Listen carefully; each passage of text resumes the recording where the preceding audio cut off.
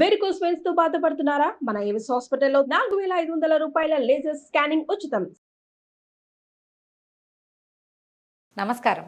కార్తీక పురాణం 9వ రోజు పారాయణలోకి వచ్చాం. అయితే దీనికి ఈరోజు 9వ రోజు నుంచి 9, 10, 11 3 రోజులు ఒక వ్రతంగా చేసుకుంటారట. విష్ణుమూర్తి కోసం మనం ఏకాదశి నాడు ఉపవాసం ఉంటాం కాబట్టి విష్ణు పూజా విధానం చాలా విశేషమైనది. ముందు రోజు ఈ దశమి నాటి రాత్రి విష్ణు పూజ చేస్తే చాలా విశేషంగా ఉంటుందట. తాతగారికి, తండ్రి గారికి, మన పితరులకి ఇష్టమైన ఆహార పదార్థాలని దానం చేస్తే చాలా మంచిదట. వారికి కూడా ఈ దాన ఫలితం లభిస్తుంది, మనకి లభిస్తుంది. దశమి నాటి రాత్రి ఏకాదశి ముందు రోజు పడింది కాబట్టి రాత్రి అన్నం తినకూడదు, ఏదైనా ఫలాహారం లాంటిది చేసుకుంటే మంచిది. సరే, మనం పారాయణలోకి వస్తే అజామిళోపాఖ్యానం గురించి చెప్తున్నాం. వశిష్ఠ మహాముని జనక రాజర్షికి చెప్తున్నారు అజామిళుడి కథ ఎట్లా సూక్ష్మధర్మాన్ని గురించి వివరిస్తుంటే, మనం ఈ అజామిళుడిని ఆ విష్ణుదూతలు తీసుకెళ్తున్నారు. వాళ్ళ వెనకాలే యమదూతలు కూడా, వాళ్ళు ఒక జీవుడిని తీసుకెళ్ళడానికి వచ్చారు. అయితే ఇంకొకళ్ళు ఆ జీవుడిని తీసుకెళ్ళిపోతుంటే వాళ్ళిద్దరూ సంభాషించుకుంటున్నారనమాట.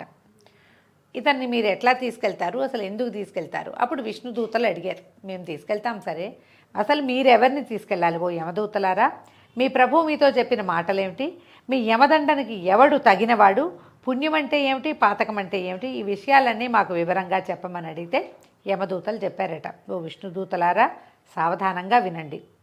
సూర్యుడు, చంద్రుడు, అగ్ని, వాయువు, ఆకాశము, గోవులు, సంధ్యలు, పగళ్ళు, దిక్కులు, కాలము ఇవన్నీ మనుషులు పాపపుణ్యాలకి సాక్షులు. వాళ్ళ సాక్ష్యంతో మనం వీటిని దండిస్తాం. మనం అంటే పాపుల్ని దండిస్తాం మేము అని చెప్తున్నారు. సాధారణంగా మనం ఏం చేస్తామంటే ఎవరు చూడలేదు అనుకుంటాం, కానీ మనకి ప్రత్యక్ష నారాయణుడు సూర్యుడు ఉంటాడు, సూర్యుడు లేనప్పుడు చంద్రుడు ఉంటాడు.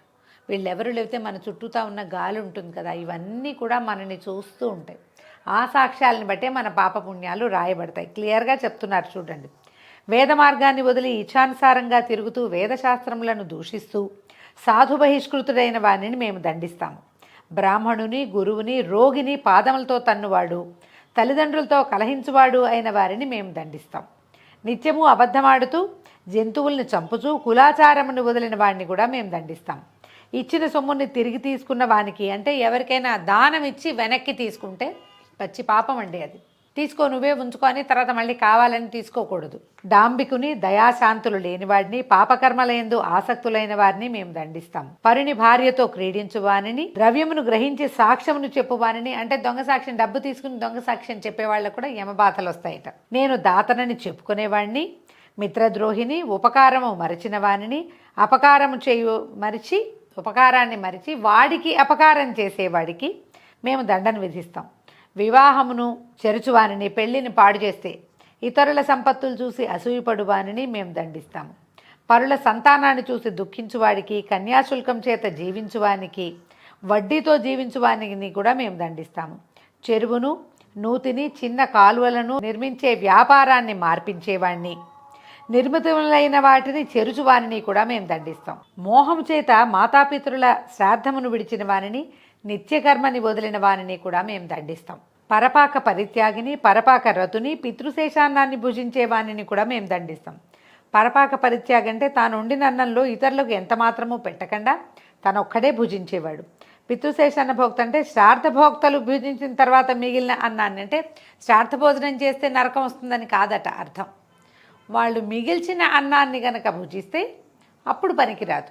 ఇతరుడు దానం చేయ సమయాన ఇవ్వద్దని చెప్పేవాళ్ళు, యాచించిన బ్రాహ్మణుడికి ఇవ్వనివాడు, తన్ను శరడుజొచ్చిన వానిని చంపువాన్ని మేము దండిస్తాం.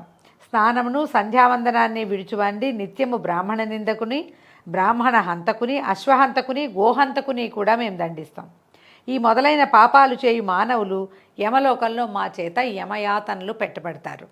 ఈ అజామిళుడు బ్రాహ్మణుని వంశమందు జన్మించి దాసీసంగలోనుడై పుట్టింది మొదలు చచ్చు వరకు పాపాలే చేశాడు. ఇతంతో చేయబడిన పాపాలకి మితి లేదు.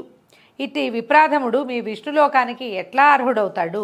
ఈ ప్రకారంగా పలికినటువంటి యమదూతల మాటలు విని విష్ణుదూతలు చిరునగవుతో వికసించిన ముఖపద్మాలతోటి, మేఘ సమాన గంభీర ధ్వనితోటి ఇట్లా చెప్పారట, ఏమాశ్చర్యము, మీరు ఇంత మూఢులు, ధర్మ మర్యాద ఎంత మూఢులు, మీరు చాలా మూఢత్వంగా ఉన్నారు, ధర్మం యొక్క మర్యాదని మేం చెప్తాం వినండి అంటున్నారు.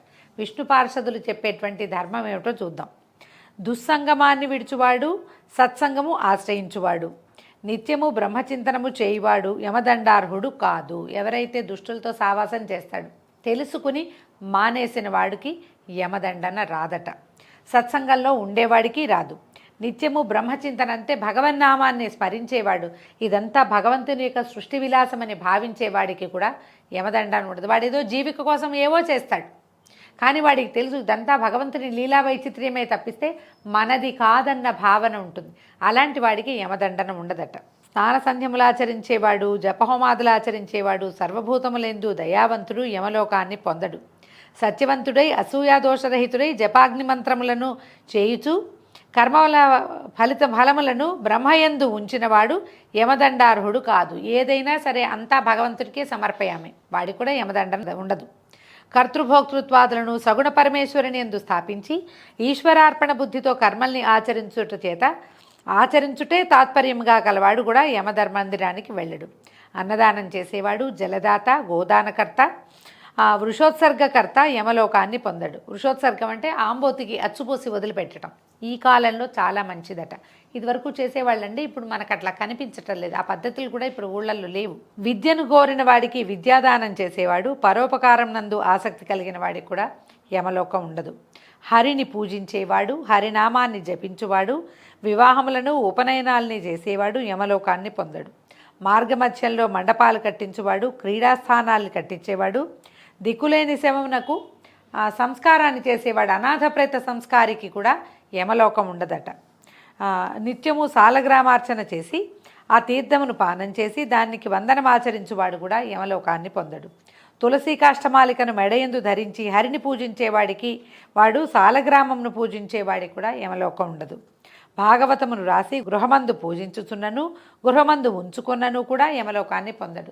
ఇదివరకు ప్రతులు రాసుకునేవారండి. ఎవరి దగ్గరైనా పుస్తకం ఉంటే భక్తి కలిగిన వాళ్ళ ఇంటికి వెళ్ళి కూర్చుని లేదా గురువు యొక్క ఆశ్రమానికి వెళ్ళి కూర్చుని భాగవత ఘట్టాలు చేత్తో రాసుకుని తాటాకు మీద తెచ్చుకునేవాళ్ళు. ఆ పుస్తకాలు రాసుకోవటం అనేది చాలా విధానంగా ఉండేది. వంశచరిత్రలు కూడా ఇప్పుడు ఆ రాజు గురించి మనం ఏదైనా ఒక కథ రాయాలనుకోండి, ఆ రాజుగారి ఆస్థానానికి వెళ్ళి వాళ్ళ వంశచరిత్ర ఉన్న దాన్ని వీళ్ళు కాపీ చేసుకుని తెచ్చుకునేవాళ్ళు. ఇట్లా భాగవతాన్ని ఎవడైనా రాసుకుంటే వాళ్ళకి మోక్షమే తప్పిస్తే యమదండన ఉండదట. రుద్రాక్ష మాలికలు ధరించి జపదాన హోమాదులు ఆచరించేవాడికి కూడా యమలోకం లేదు. నిత్యము అచ్యుత గోవింద అనంత కృష్ణ నారాయణ ఓ రామ అంటూ హరినామ సంకీర్తన చేసేవాడు యమలోకాన్ని పొందడు. కాశీయందు మణికర్ణికా ఘట్టమునందు హరిస్మరణ చేయుచు మృతునొందినవాడు సర్వ పాపములు చేసిన వాడైనా కూడా యమలోకాన్ని పొందడు. అందుకే మనవాళ్ళు కాశ్యాంతు మరణాన్ముక్తి అంటారు. కాశీయందు మరణిస్తే ముక్తి లభిస్తుంది అని. అక్కడ ఏంటంటే అట్లా హరినామస్మరణ శివనామస్మరణ జరుగుతూ ఉంటుంది. ప్రతి వాళ్ళు నమ శివ శివ అని పిలుస్తూ ఉంటారు. ఇక్కడ ప్రయాణం చేసేవాడు అక్కడ ఇక్కడ కూర్చున్నవాడు ఆ వినపడుతుంటే మనం కూడా చూడండి, సినిమా పాట వస్తున్నా కూడా మనం ఏదో గొంతు కలుపుతాం. మనకు 2 ముక్కలు వచ్చినా కూడా, మనకు పాట రాపోయినా కూడా. అలాంటప్పుడు భగవంతుడి నామాలు పలకమా మనం? తిరుమల వెళ్ళేటప్పుడు మనకు శ్రద్ధ ఉన్నా ఆసక్తి ఉన్నా లేకపోయినా అందరూ గోవిందా గోవిందా అంటే ఒక్కసారైనా మనకు ఆ గోవిందా అందామనిపిస్తుంది. ఓసారి నాకు అందులో ఉన్న రుచి తెలిసిందనుకోండి ఆత్మకి, మళ్ళీ అంటాం. ఈ నెంబర్ ఆఫ్ టైమ్స్ అనటం వల్ల వాడికి మోక్షం వస్తుందని చెప్తున్నారనమాట. దొంగ, కళ్ళు తాగువాడు, మిత్రహంతకుడు, బ్రాహ్మణహంత, గురుభార్యారతుడు, స్త్రీహత్య, రాజహత్య, గురుహత్య, గోహత్య చేసిన పాపాత్ములు కూడా మరణకాలమందు హరినామస్మరణ చేస్తే యమబాధల నుంచి ముక్తి పొందుతారు.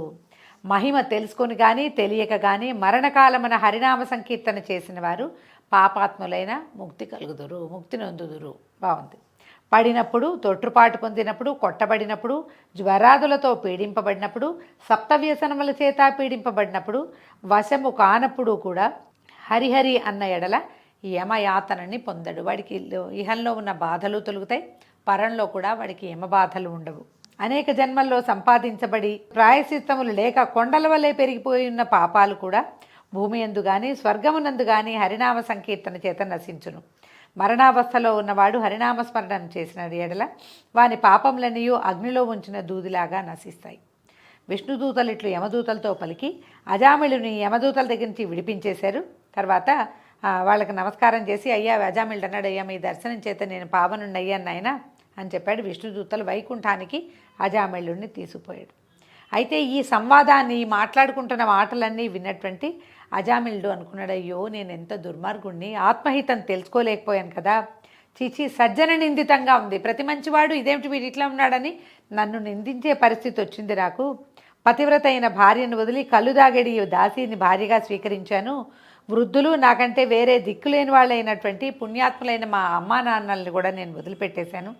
ఎంత కష్టం. ధర్మాన్ని చెరుచువారు కాముకులు నిరంతరం అనుభవించేదైనటువంటి నరకంలో నేను నిశ్చయంగా పడేవాణ్ణి. లెక్క ప్రకారం నాకు నరకమే రావాలి. ఇదేం ఆశ్చర్యమో.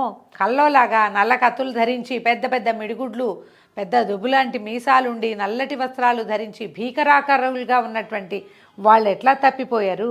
ఇట్లా చూస్తేనే పరమాద్భుతంగా అనిపించేటువంటి ఈ విష్ణు పార్షదులు నా యందు ఇట్లా దయించి నన్ను ఎట్లా తీసుకెళ్తున్నారు. నాకు అసలు మరణ సమయంలో హరిస్మృతి ఎలా కలుగుతుంది. మామూలుగా పిల్లవాడికి నారాయణ నామం లేకపోతే నా వల్ల అయ్యేదే కాదు. ఇది నేను చేసిన పనికి నాకు అస్సలు జరగకూడదు. పాపాత్ముడైన నేనెక్కడా, అంత్యకాలమంది ఈ స్మృతి ఎక్కడా, సిగ్గుబిడిచి బ్రాహ్మణులను చంపు నేనెక్కడ, మంగళకరమైన నారాయణ నామం ఎక్కడా అని ఇలా ఎంతో ఆలోచించుకుంటూ ఇలా విచారించి నిశ్చలమైన భక్తిని పొంది జితేంద్రియుడై కొంతకాలం ఉండి సాయుధ్య ముక్తిని పొందాడు. కాబట్టి నారాయణ నామ సంకీర్తన చేసేవాళ్ళు, దైవనామ సంకీర్తన చేసేవాళ్ళు సమస్త పాపముక్తులై ఆయనకు శివనామ సంకీర్తన చేసిన వాడు శివ సాయుధ్యాన్ని పొందుతాడు, విష్ణునామ సంకీర్తన చేసిన వాడు విష్ణు సాయుధ్యాన్ని పొందుతాడని కార్తీక పురాణం చెప్తోందండి. దీంతో మనకి 9వ రోజు పారాయణ పూర్తయింది. రేపు ఉదయం 10వ రోజు పారాయణలో మళ్ళీ కలుసుకుందాం. నమస్కారం.